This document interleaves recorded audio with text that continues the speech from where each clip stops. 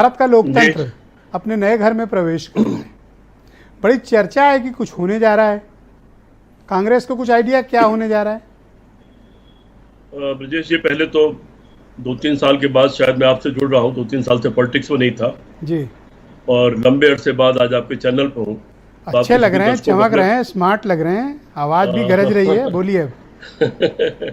आज घर आ गया हूँ 20 दिन बाद लखनऊ में रह के जी, और थका हुआ हूँ।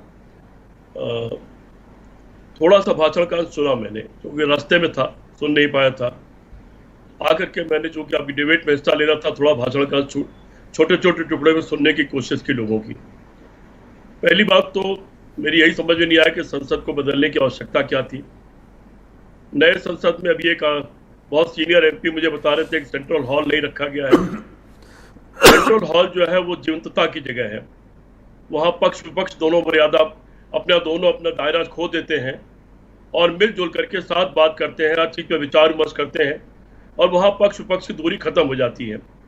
उसी में ज्वाइंट सेशन होता है या अन्य कोई राष्ट्राध्यक्ष आता बाहर का, वहाँ संबोधित करता है दोनों सदनों को।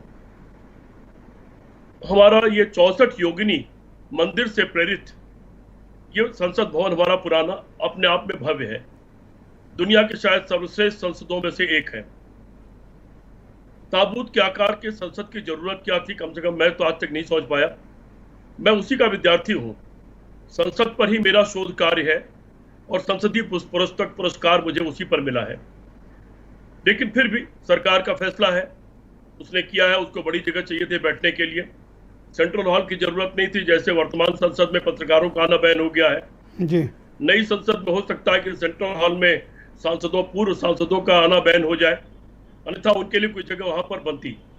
ये सब कुछ अभी सवाल है जो अनुत्तरित हैं। आज सभी ने गुडी गुडी भाषण दिया।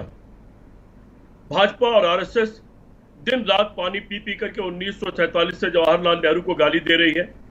एक से एक भद्दी बातें उनके बारे में कहती रही है। उनकी बहन और उनकी भतीजी को उनकी माशूका बता करके उसके चित्र व्हाट्सएप के माध्यमों से पूरे हिंदुस्तान में फैलाती रही है। लेकिन आज कुछ शब्दों में मोदी जी ने लेकिन आपने सुना प्राइम मिनिस्टर साहब ने तो आज नेहरू जी की तारीफ की। इसीलिए आश्चर्यजनक है।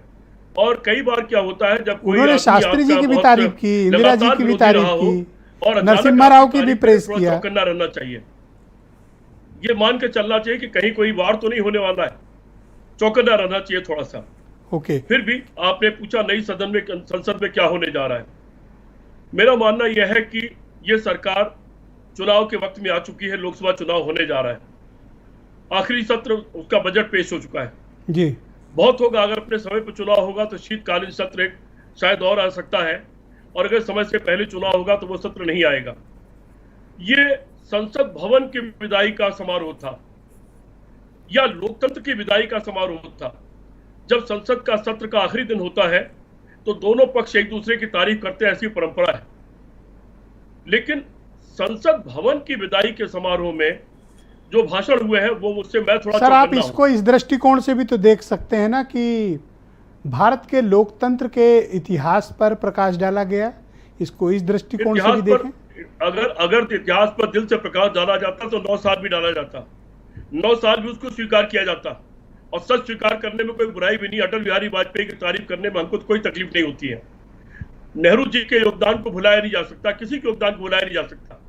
लेकिन आज जो भाषण हुआ था वो संसद भवन की विदाई का भाषण था। मैं इस पर लेकर थोड़ा चौकन्ना हूं। लेकिन उसके बावजूद जी, जो थैंक यू, लोकसभा से लेकर विधानसभाओं तक का जो प्रारूप है, जो परिस्थितियां हैं, उसके नाते मैं ये मानता हूं कि कोई ऐसा बड़ा फैसला जिसको लेकर शंका व्यक्त की जा रही है सारे लोगों में कि कहीं ऐसा ना हो कि ऐसा हो जाए वैसा हो जाए, जो शंकाएं व्यक्त की जा रही है। सर, आप चौकन्ने रहिएगा। आपकी पार्टी वहां पर प्रतिपक्ष की भूमिका में है नहीं पड़ती है और सरकार पर नजर रखने के लिए जनता ने आपको मैंडेट दिया है, विपक्ष में बिठाया है, तो इन पर नजर रखिएगा। नहीं ब्रजेश जी, केवल कोई शगुफा तो छोड़ा जा सकता है, लेकिन मूलभूत ढांचे में बड़ा परिवर्तन करने का कोई बड़ा फैसला वर्तमान परिस्थितियों में नहीं किया जा सकता।